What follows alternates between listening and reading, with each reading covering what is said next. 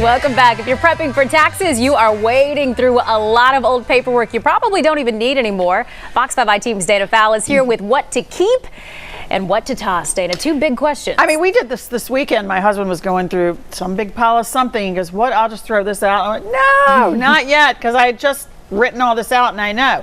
And and I, like you, have that giant drawer. You know what I'm talking about. I mean, where you stuff everything in there. There it is. Kind of messy.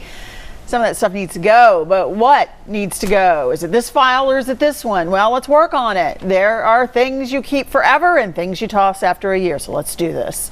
Let's start with the forever file. There are obvious things, I think: the birth certificate, social security card, military discharge papers, marriage license, and I know you want to throw out the divorce decree, but don't. Longer than a year, loan documents, you can cut them loose a year after paying them off just to be sure there are no issues. Your car title, keep it till you sell it. Investment, same thing, but hold this one for 7 years. Those income receipts, the government has 6 years to collect taxes on your past income or to start a legal process. Keep them for 7 years and toss in a year. You know, that banking information, remember how we used to keep that stuff forever? You don't do that now.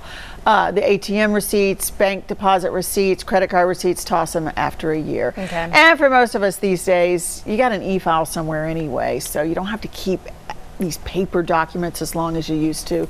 You don't need things falling out of drawers. Right. Thank goodness. Yeah, that's some good news for us. You can get rid of some of that. So even if you dump a receipt, like you said, your bank probably has. Yeah, I mean, you can order back statements and things from the bank. I mean, I know one time though, this is probably one of those outside cases, and it's before all the e-filing, but it was like a 2 or 3 year old credit card receipt. I booked a room in Europe with one card, paid for that room with another.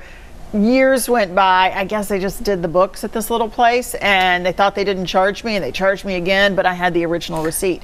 Crazy. Whoa. Yeah, it was I don't know if they were just trying to sneak another, I don't know what was going on. Yeah, I bet you're glad you had that, but I got my money back. Yeah. Okay, so maybe there is a reason to. But, but I mean, you can pull that Sure. in a way that you didn't have Yeah. back then. I didn't even have a cell phone then, so. Times have changed. Yeah. Yeah. Got to update all this. Yeah. All right, Dana, thank you. We appreciate it.